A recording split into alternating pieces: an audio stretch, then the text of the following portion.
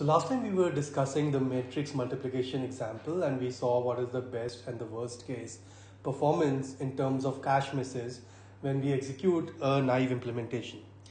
And recall that a naive implementation basically iterates over the rows from I equals 0 to n, then iterates over the columns for each row for j equals 0 to n, and then for each I comma jth element it again iterates over k such that k iterates over the rows of the first matrix A and the columns of the second matrix B, and it performs this operation Cij plus equals Aik into Bkj. And we basically analyzed that what is the performance of a matrix multiplication routine that's written such that cache misses, which form the bulk of the runtime, because a cache miss basically means going all the way to memory, that can take tens to hundreds of cycles. We basically counting the number of cache misses. And we said that the number of cache misses can be as low as order n square and as high as order n cube for large matrices. And typically we will be concerning ourselves with large matrices because that's what is the common case where we basically trying to multiply large matrices with each other. There are many applications of matrix multiplication with large matrices. One of the most recent being the deep neural networks, where basically you want to multiply the weight matrix with the input matrix and things like that. Okay, so here is the diagrammatic representation of what the loop for matrix multiplication, the naive implementation that we saw in the previous slide. For the ijth element of C, we basically iterate k over the row of A, over the ith row of A, and k over the jth column of B. And we said that one of them is going to have some spatial locality. For example, A can have high spatial locality assuming row major format, and B would have very low spatial locality assuming row major format, and so most of the misses will be dominated by B, and if the arrays are big enough, then the number of it will basically be a cache miss for every axis of B, and from that we basically get order n cube cache misses in B. So every axis of B is a cache miss, and because there are order n cube axes, so there will be order n cube cache misses. Now we want to improve the situation. This is not a very good situation. We have some cache which is fast memory available close to the CPU, but it is being underutilized. There are so many cells there that are not being utilized. Those cells are only being used to cache the elements of A, but because of low spatial locality and low temporal locality, the elements of B are not getting cached, and so overall that's causing a degradation in the performance of our matrix multiplication loop. So how can we fix the solution? So here's one important observation, and the observation is that it doesn't really matter what is the order in which I perform this computation of multiplying the elements of A and B and then adding it to the element of C. So we can do partial dot products in one go before moving to another Cij for better cache utilization. And what do I mean? That would be more clear with this figure. So instead of looking at just one element of Cij, let me just do a bunch of elements in this square of Cij. So instead of Cij, let me also do the partial dot products, not the full dot products, for elements around Cij. So from, let's say I introduce a new iteration of a variable ii. So ii iterates from, so ii is the beginning and ii plus b is the end. And now I would iterate from ii to ii plus b. Similarly, I go from jj to jj plus b using j, and in one go I compute the partial dot product of this entire square of cells, right? So the number of cells in the square is b into b rows and b columns, and so it's b order b square cells, and I basically do the partial dot product of these b square cells before I move to the next block of b square cells. So instead of doing the full dot product of one element, how about I do the partial dot product of a block of elements where the block is of size b square elements in one go. And when I do this, then k is going to iterate from ii to ii plus b, because that's what the rows are iterating from, and similarly in b it would iterate from jj to jj plus b. But for k, it's going to iterate from kk to kk plus b. So not only do I block the elements of Cij, but I also block the elements of Aik and Bkj.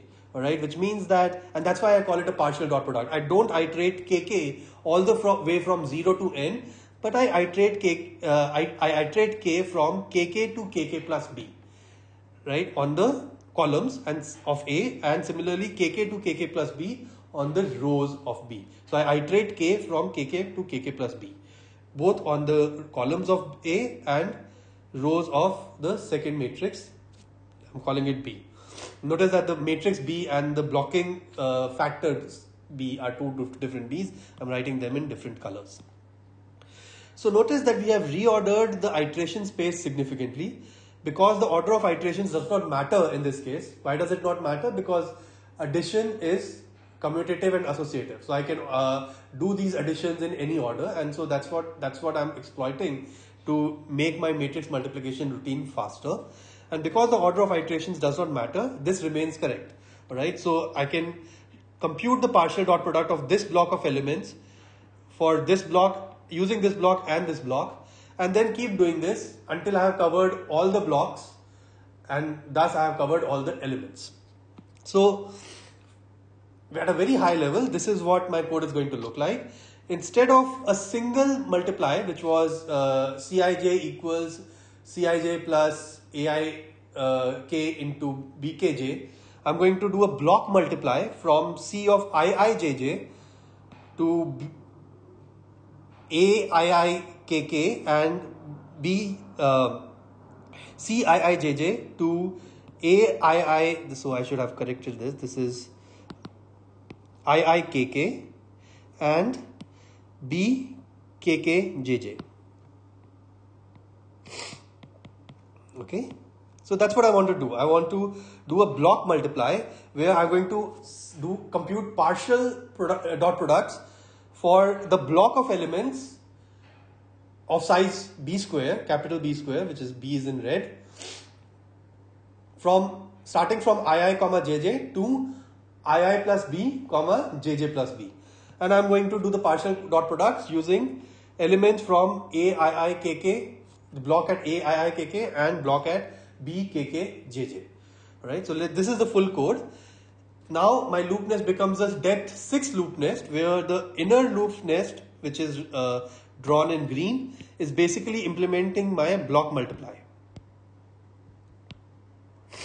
And what it's doing is it's iterating I from ii to ii plus b, iterating j from jj to jj plus b, and iterating k also from kk to kk plus b. So I have blocked all the three variables I, j and k, and then I do Cij plus equals Aik into Bkj. And so this operation here is doing a partial dot product for the block specified by kk in from Iikk to kkjj, right, in A and B respectively. So this is what my loop is going to look like. And once again, this is correct because I have only reordered the computation. At the end of the day, this particular statement is going to get executed for every possible pair of I, j and k, for every possible tuple of I, j and k. If I look at the space of I, it is still 0 to n for every possible value. Just reordered it. For example, ii is now iterating from 0 to n with a step of b. Similarly, j is iterating from 0 to n with a step of b, and kk is iterating from 0 to n with a step of b. And then these smaller variables I, j and k are iterating within these steps with a step of 1, within the b size big step with smaller steps of size 1.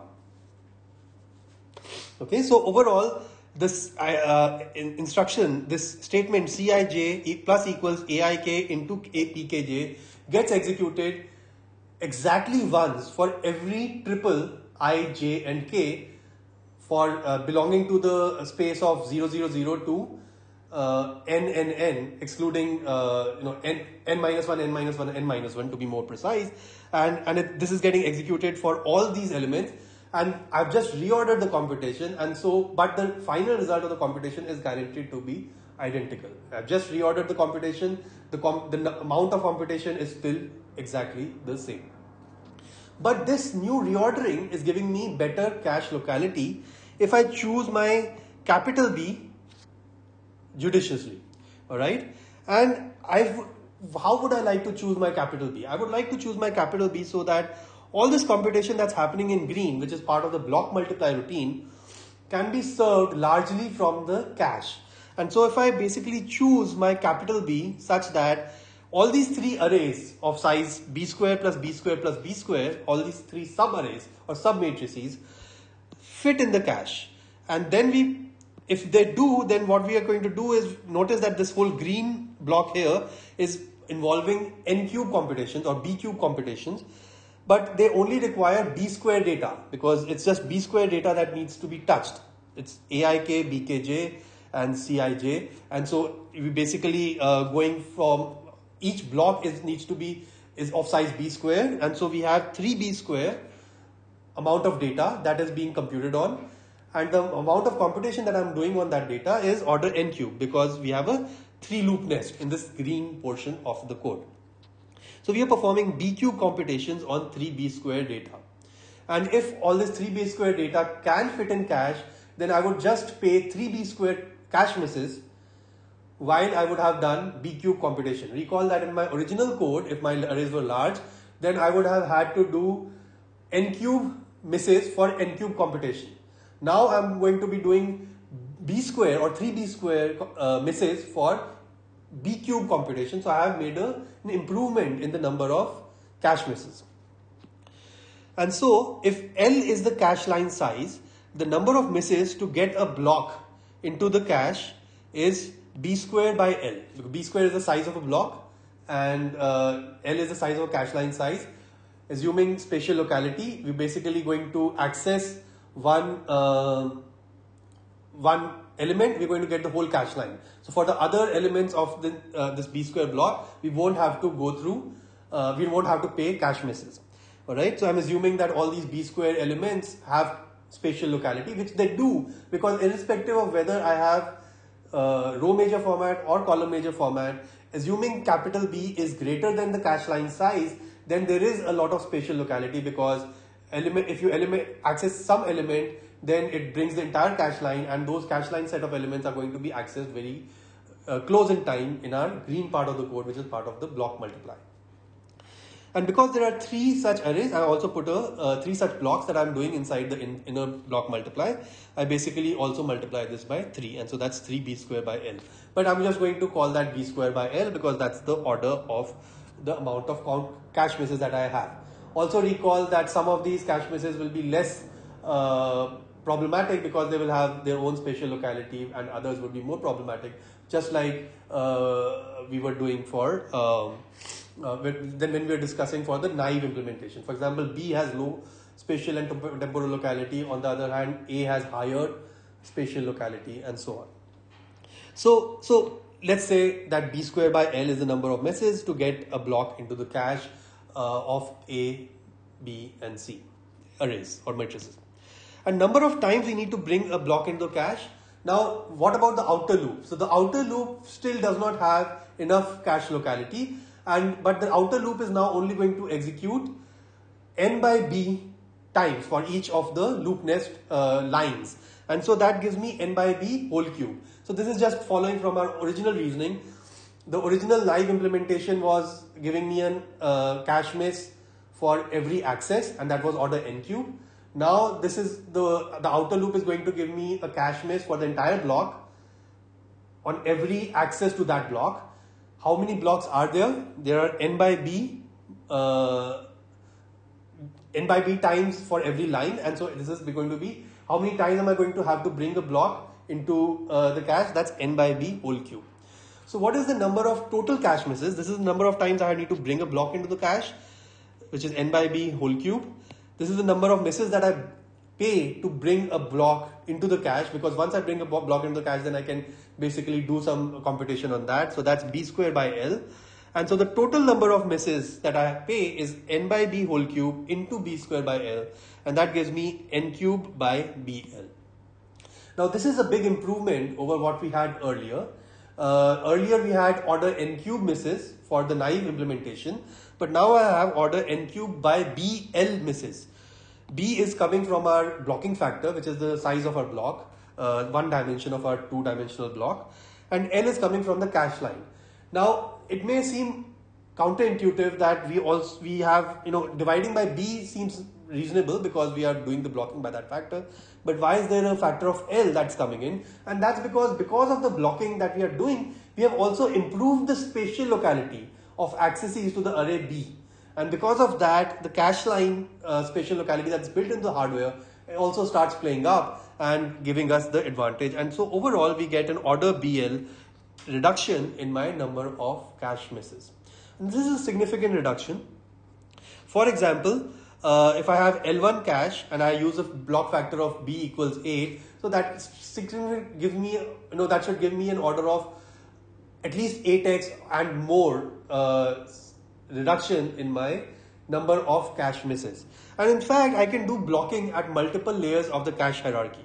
So for example, my cache hierarchy today in modern machines has multiple layers. For example, I could have an L1 cache, L2 cache, L3 cache, and then the main memory, and these all have different sizes and different access latencies, and depending on the size of the cache and the access latencies of the respective cache, I can choose a different blocking factor B for each of the cache. Also the cache line size matters. So for example, I could use a blocking factor B of 8 for L1, 80 for L2, and so on.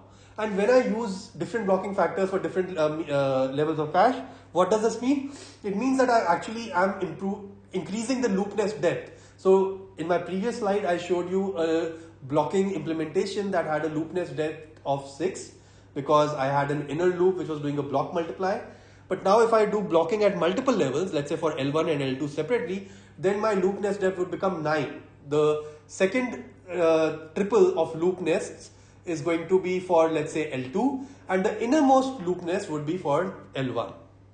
And so although the size of my code has increased from a triple loop nest to a 6 loop nest to a 9 loop nest, my performance has improved because I have saved on the number of cache misses at that particular level of the cache hierarchy.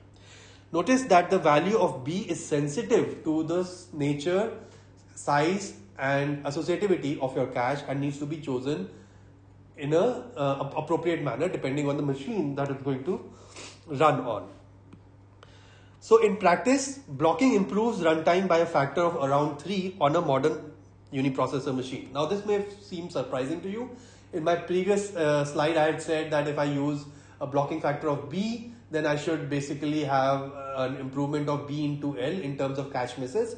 But and if B is 8, then why do I have an improvement of only 3x? Well, it's because the Amdahl's law kicks in. Recall that the Amdahl's law says that the performance is limited by the performance or the runtime of the slowest part of your code. And so once you make the caches faster or caches more effective, there are other parts of the code which include the computation, lower levels of the cache hierarchy, and so on, that become the bottleneck. But even a 3x improvement in performance is a huge improvement based on this method of blocking.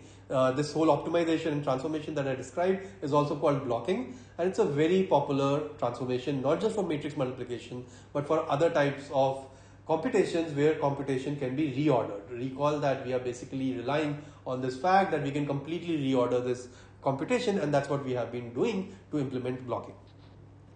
Finally, we last time discussed how even if we parallelize a naive implementation of a matrix multiplication loop across P processors, then we still have order n cube misses at the main memory, and if the main memory does not have enough parallelism, then basically we won't be able to fully utilize the parallelism available in the processing level, because at the processor level they are all going all the way to the main memory, and that's where the bottleneck is. So and the processors would mostly be idle, just waiting for main memory.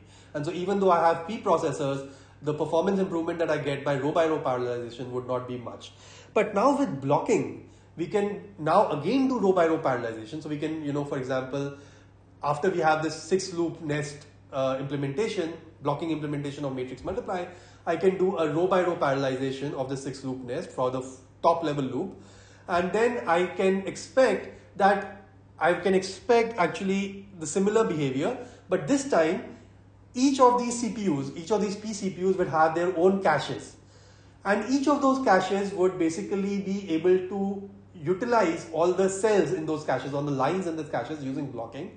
And so the main memory, much of the main memory content of the arrays A, B and C would actually be residing in the respective caches of these P processors. So as you increase the number of processors with the blocking implementation, you're also improving the size of the effective cache, let's say the L1 cache. So every CPU would have its own L1 cache, and so effectively with P processors, the size of L1 cache also becomes P into, gets amplified by a factor of P. And that basically eventually gives you speed ups that are linear in the number of processors P. So with my original implementation, the naive implementation, the memory was becoming a bottleneck, and even though I was parallelizing across P processors, my performance was not scaling with P. It was just getting bottleneck at the main memory. But with blocking, I'm now able to use the caches and increase my effective cache size across P processors by a factor of P, and overall that typically gives you speed ups that are linear in the number of processors. And this again is a big improvement because of blocking. It gives you better scalability of your matrix multiplication routine.